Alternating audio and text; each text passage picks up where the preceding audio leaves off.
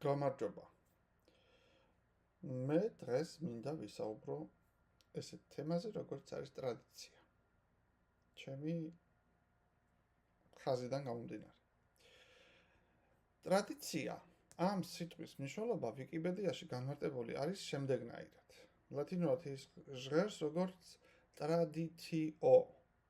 ტრადიცია ეს ისტორიულად ჩამოყალიბებული და თაობიდან თაობაზე გადაცემული წარმოდგენები, რიტუალები, ადათები, წეს-ჩვეულებები, ყოფაქცევის ნორმებია. ეს როგორც სწორი ფორმა, მაგრამ მე მინდა რომ ვისაუბრო შემზღუდველ ტრადიციებზე. ეს არის ნორმები, რომლებიც განსაზღვრავენ ქცევის გარკვეულ ფორმებს, პირად ურთიერთობაში, ანუ წყვილებთან, ბავშვებთან და ნათესავების გარკვეულ კატეგორიებთან მიმართებაში. ისინი შეიძლება მოიცავდეს აკრძალვებს, რიტუალებსა და წესებს, რომლებიც ხელს უწყობს საზოგადოებაში ურთიერთობების რეგულირებას. შემზღუდავი ტრადიციები საზოგადოებრივი აზრის გავლენით წარმოიქმნება, რომელიც ქცევის გარკვეულ ფორმებს სწორად მიიჩნევს. ისინი ასევე შეიძლება დაკავშირებული იყოს ისტორიულ ფაქტორებთან, როგორიცაა საგვარეულოში, ოჯახში ურთიერთობების რეგულირების აუცილებლობა ან სოციალური პირობების ცვლილება. მნიშვნელოვანია აღინიშნოს, რომ შემზღუდავი ტრადიციები ყოველთვის არ შეესაბამება თანამედროვე ნორმებს და შეიძლება უცნაურად ან შეუფერებლად მოგეჩვენოთ. თუმცა ისინი კულტურული იდენტობის ნაწილად რჩებიან და შესაძლოა ისტორიული და სოციალური გამართლება ჰქონდეთ. ნამდვილი ქართული ტრადიცია გულისხმობს იმ ღირებულებებს, რომლებიც ადამიანს აერთიანებს თავის თავთან, თავისი ოჯახით და ბუნებასთან. ტრადიცია წინაპართა სიბრძნის მატარებელია, არა ფორმის, არამედ როგორც შინაარსის დონეზე, არსის დონეზე. ტრადიცია ის სულიერების გამტარია, ლოცვა, ტრადიციული სიმღერა, საგვარეულო კერა, მიწის პატივისცემა, სტუმართმოყვარეობა, არა როგორც ფორმალური ჟესტი, არამედ ღირებულება. ტრადიცია აძლიერებს კულტურულ ფესვებთან კავშირს, მაგრამ ადამიანს არ აკარგვინებს თავის ინდივიდუალურ ხმას. ტრადიცია ქმნის სულის მორალურ კომპასს, როგორიცაა ღირსება, წესიერება, შრომის მოყვარეობა, პასუხისმგებლობა, თანაგრძნობა. ნამდვილი ტრადიცია ცოცხალია, როგორც მდინარე, იცვლება, მაგრამ როგორც უკვე ვთქვი, არს ინარჩუნებს თავისას. შემზღუდველი ტრადიციები დეფორმირებული ფორმაა ნამდვილი კულტურული ტრადიციების, რომელიც აშინებს, აკრძალვებზე დგას, არა სიბრძნის, არამედ მორჩილების სახით. ემსახურება არა სულიერებას, არამედ სოციუმის შიშზე დაფუძნებულ კონტროლს, რა სიტყვის ხალხი. წარსულის შენახვას ცდილობს ისე, რომ ახალი რეალობის უარყოფით იკვებება, ინდივიდის თავისუფლებას ჩრდილავს, განსაკუთრებით ქალის, ახალგაზრდის, განსხვავებული, სულიერად თავისუფალი ადამიანის. ტრადიცია ხდის შემზღუდველი ტრადიცია ხდის გაყინულ ქანდაკებად, რომლის არც მიზეზი ესმით და არც მისი სული ახსოვთ. სწორედ ეს შემზღუდველი ტრადიცია ხშირად ენერგეტიკულად მოქმედებს როგორც კარმული ბორკილი. საგვარეულო სცენარად მემკვიდრეობით გადმოცემული შიში, სირცხვილი, ჩარჩოებში მოქცევა. ენერგეტიკული დაბლოკვა, ადამიანი გრძნობს ვალდებულებას, რომ იყოს დასაშვები, თუნდაც საკუთარი ბუნების სულის საზიანოდ. სულის ვიბრაციის დაქვეითებას, რადგან იქმნება შინაგანი კონფლიქტი, ვის დაუჯერო, ტრადიციას თუ ჩემს შინაგან ჭეშმარიტ სულს. შემზღუდველი ტრადიციები ბია ის, რომლებიც ზღუდავენ პიროვნულ განვითარებას, ეს არის ერთდროულად კულტურული მემკვიდრეობა და ფსიქოლოგიური ბორკილები, რომელთა გადალახვა ხშირად იწვევს დანაშაულის შეგრძნებას, თითქოს წინაპრებს უღალატეო. თქვენ გაქვთ სრული უფლება არ დაეთანხმოთ ჩემს ხედვას, მაგრამ წინააღმდეგობის მიუხედავად იქნებ მომისმინოთ ბოლომდე, რადგან მე მინდა ვისაუბრო და გავხსნათ ის ძირითადი დაბლოკვები, რომლებიც ქართულ შემზღუდველ ტრადიციებს განსხვავება გავაკეთოთ ახლავს. რაზე ამბობენ უარს ქართველები, როცა ტრადიციას უწოდებენ იმას, რაც სინამდვილეში სულიერი სიდუხჭირია. არ გვაქვს ფარული ტრადიცია. ადამიანი და საზოგადოება გლობალურად ამბობს უარს საკუთარ სიმართლეზე, სიყვარულზე, ინდივიდუალურობაზე და ამას ღირსებად, მორალად ან წესიერებად ასაღებს. მორჩილების ტრადიცია არ შეიძლება ასე. ქართულ კულტურაში ღრმად არის ჩაბეჭდილი იდეა, რომ ბავშვი უნდა დაემორჩილოს უფროსს. ჯერ პატარა ხარ, რომ გაიზრდები, მაშინ ილაპარაკე. ეს მიდგომა ანგრევს ინდივიდუალურ აზროვნებას, ბავშვის ავტონომიას და თვითგამოხატვის უნარს. ადამიანებს ბავშვობიდან არ ასწავლიან გადაწყვეტილების მიღებას, არამედ ასწავლიან მხოლოდ ბრძანების მიღებას.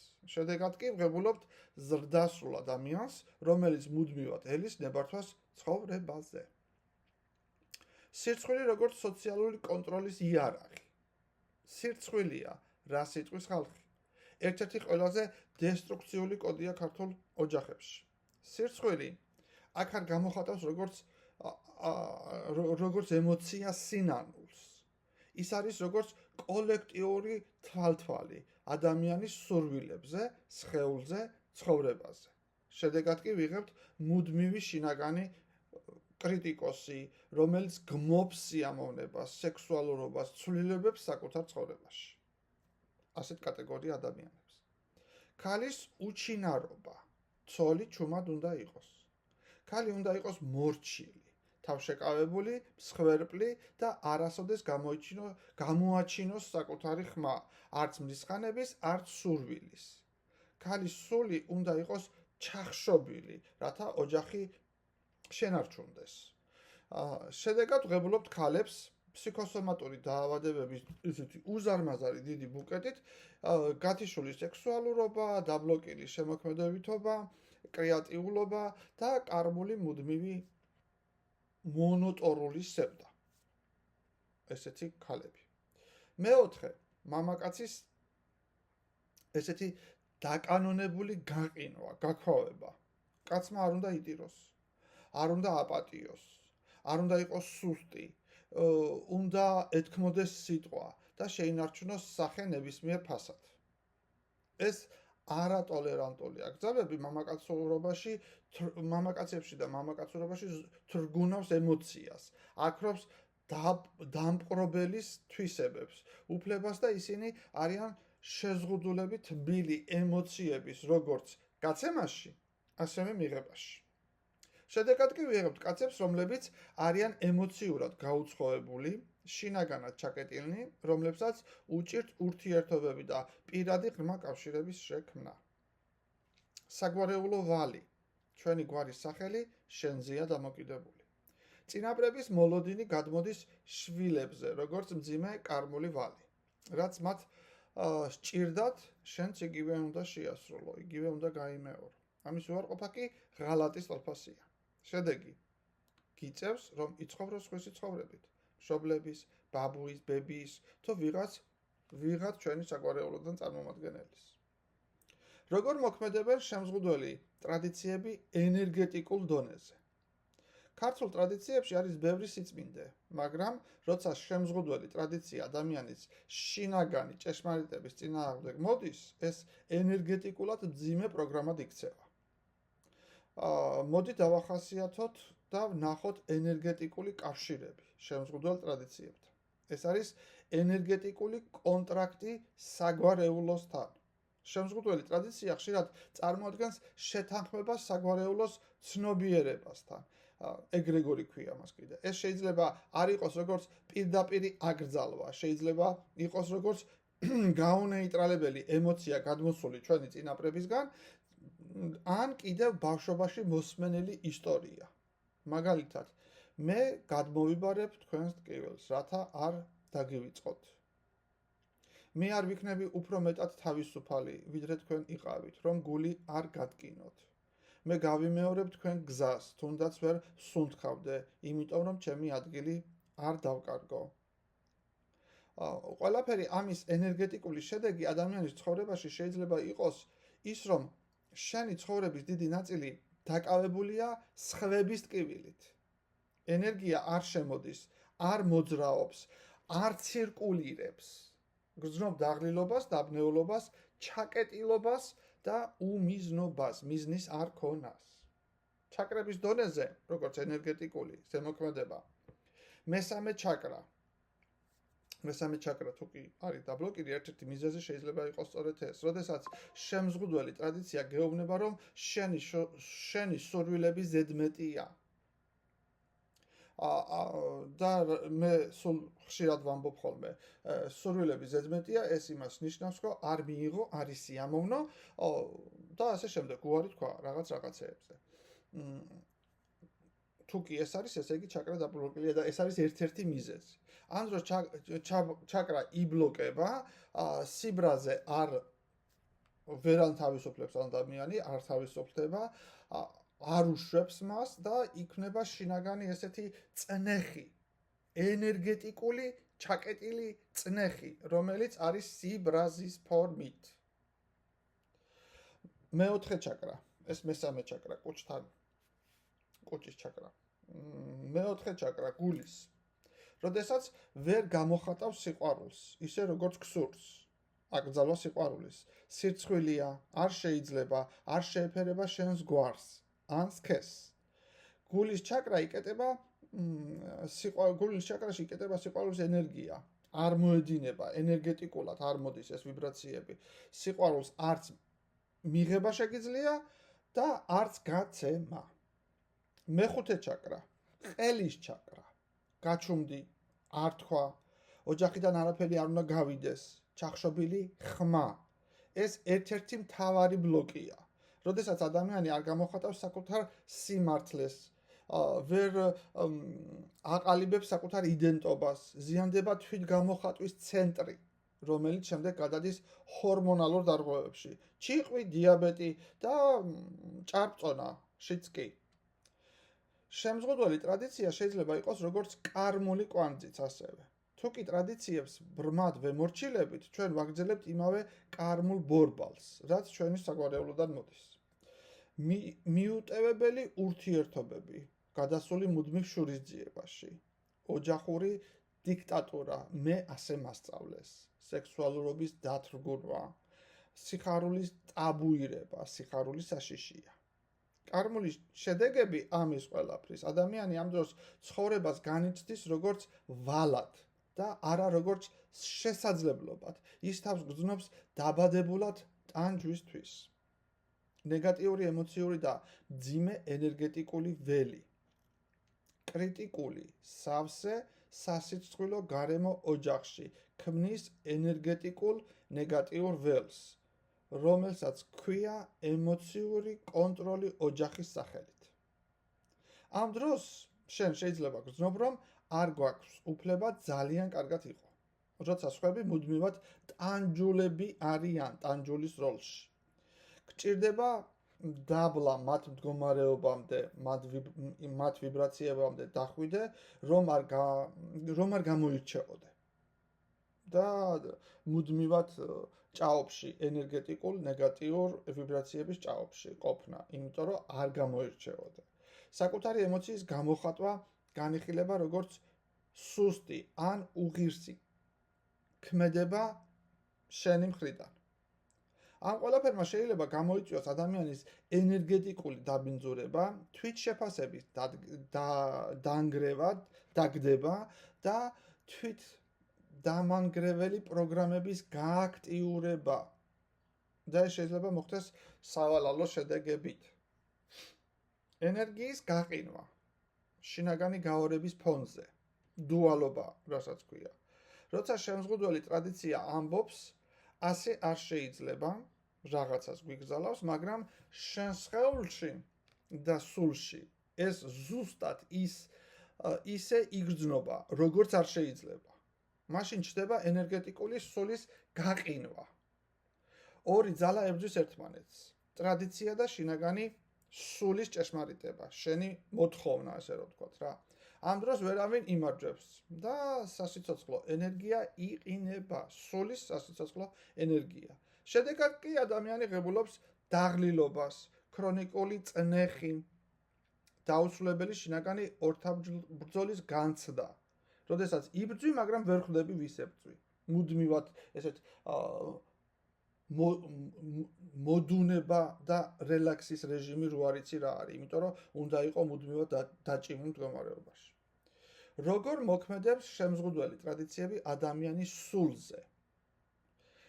აქ საუბარი აღარ არის მხოლოდ ფსიქოლოგიაზე ან ენერგიაზე. აქ ვეხებით სულიერი მისიების, დაბადების მიზნის და შინაგანი თავისუფლების დონეს. სული ხდება ორად გაყოფილი, ვერ აკეთებს არჩევანს, საკუთარ სულიერ გზასა და საგვარეულო ვალს შორის. როცა ადამიანი იბადება კონკრეტულ გვარში, მას აქვს როგორც კარმული დავალება, ასევე სულის მიზანი, საკუთარი სულის მიზანი, რომელიც ხშირად არ ემთხვევა გვარის სურვილებს. საკმაოდ ხშირად არ ემთხვევა გვარის სურვილებს. მაგალითად, სული ითხოვს თავისუფლებას, კრეატიულობის გამოხატვას, თავისი ესეთი იდენტობის დაფიქსირებას. გვარი ითხოვს გადარჩენას, წესრიგს, მორჩილებას. შედეგად ადამიანის სული იწყებს გლოვას. ჩნდება სულის ტკივილები, რომელსაც არ აქვს სახელი, ვერ დაარქმევ ვერანაირ სახელს. ადამიანი გრძნობს, ცხოვრობს სხვის ცხოვრებას. შეგრძნება შინაგანი სიხარულის ქრება. სული კარგავს ალერს, სიამოვნების სურვილს. სულის ენერგია ეს არის ღვთაებრივი კავშირი, სიცოცხლისადმი და სიყვარულის წყურვილით. საკუთარი შინაგანი შემოქმედებითი გამოხატვა. როდესაც შემზღუდველი ტრადიცია კარნახობს, რომ ეს ყველაფერი არ შეიძლება, სული იკეტება სიყვარულისგან და ამ წყურვილისგან, შემოქმედებითი წყურვილისგან, რომ რაღაც შექმნას, რაღაც გააკეთოს. არ აქვს სურვილი ვინმეს გაუღიმოს, ვინმეს დაუბრუნდეს, ან სადმე განთავსდეს თუნდაც რამე შექმნას. სწორედ აქედან გამომდინარე, ზოგი ადამიანი ამბობს, არ ვიცი რა მიხარია. ან კიდევ ყველაფერი მაქვს, მაგრამ გული მაინც цаრიელია. ჩემო კარგებო, ეს გული არ არის. ეს გული კი არა, თქვენი სულია, რომელიც ვერ ცოცხლობს, ვერ სუნთქავს. სული არ მიდის რეინკარნაციული სიმშვიდისკენ. როცა შემზღუდველი ტრადიციები სულიერ გზაზე ბრძოლის ველს ქმნიან, სული ვერ შედის ბუნებრივ რიტმში. ის მუდმივად ცდილობს თავი დაიხსნას და გაიხსენოს. მე ვიზდამი ვარ ვალდებული, საკუთარი თავის თუ ვიღაცის წარსულის წინაშე. ეს არის მდგომარეობა, რომელსაც ქვია კარმული ჰიპნოზი. სული არ ცოცხლობს აწმყოში დღეს და ეხლა, ის ჯერ კიდევ წარსულშია და იხსნის წარსულის ნეგატიურ შრეებს, ასე რომ ვთქვათ. მარტივად რომ ვთქვათ, შიში აწმყოსი და ცხოვრება წარსულში წარსულით. სული კარგავს ხილვადობას, ნელა ხდება უჩინარი. როცა ადამიანს ბავშვობიდან აჩვევენ, რომ არ გამოხატოს საკუთარი თავი, არ ითხოვოს, არ იყოს ზედმეტი, ანუ გაჩუმდი, ნუხმაურობ დაახლოებით ესეთი მიდგომებით. მისი სული იწევს უკან, ჩადის უფრო ღრმა ფენებში. აღარ ჩანს, ადამიანს ეკარგება თვალებში სხივი, სიბწყინვალე. აღარ ჩანს მისი შინაგანი ნათება. სული არ ტოვებს სხეულს, მაგრამ იგი აღარ იბრძვის არსებობისთვის. ამიტომ ძალიან მნიშვნელოვანია ბავშვებთან ასე ვთქვათ, კონტროლი იმის თუ რას ვუშლით, რატო არიან ზედმეტები. როდესაც ადამიანი სული აგროვებს სევდას, რომელიც ხვისია. ქართულ შემზღუდველ ტრადიციებში სული ხშირად იტვირთება სხვისი ტკივილებით. ბებია ტიროდა, დედა ტიროდა და მეც უნდა ვიტირო. ეს ხდება შეუმჩნევლად, მაგრამ შედეგი მძიმე დაისახება. ადამიანები იღლებიან მოუხსნელი სევდით, ანუ მუდმივად გლოვის და ტირილის მდგომარეობაში, მუდმივი სევდის მდგომარეობაში. არ შეგრძნება, რომ რაღაც მძიმე ჩამოკიდებული აქვთ გულზე, გულზე რაღაც მაწევს დაახლოებით ესეთი მიდგომით. ან მუდმივად სვავენ კითხვას, რატომ არ ვარ სრულად ჩემი თავი, რამ ბლოკავს ნეტა. აი სწორედ აქ არის ის, როგორც თქვი, ბებია ტიროდა, დედა ტიროდა და მეც უნდა ვიტირო. სულს როდესაც ტკივა, ის აღარ ირხევა, არ ვიბრირებს და ადამიანი ამჩნევს, რომ მის შიგნით აღარ იბადება არაფერი ახალი აღარ იბადება. გახსოვდეთ, როდესაც შემზღუდველი ტრადიცია ბრმად გვმართავს, ვკარგავთ ყველაზე ძვირფას, საკუთარ სულიერებას. და რაც ყველაზე მტკივნეულია, ამასვე ვასწავლით შვილებს, სიყვარულის სახელით. ვაკეთებთ ამას ყველაფერს. ეს ძალიან ღრმა და მნიშვნელოვანი თემაა, განსაკუთრებით ჩვენთვის, ქართველებისთვის, რომლებიც თაობებს შორის სულიერ და კულტურულ ბრძოლაში ცხოვრობენ. ხო და მოდი ვუპასუხოთ კითხვას, სად მთავრდება წინაპართა მემკვიდრეობა და სად იწყება საკუთარი თავისუფლება. მადლობა.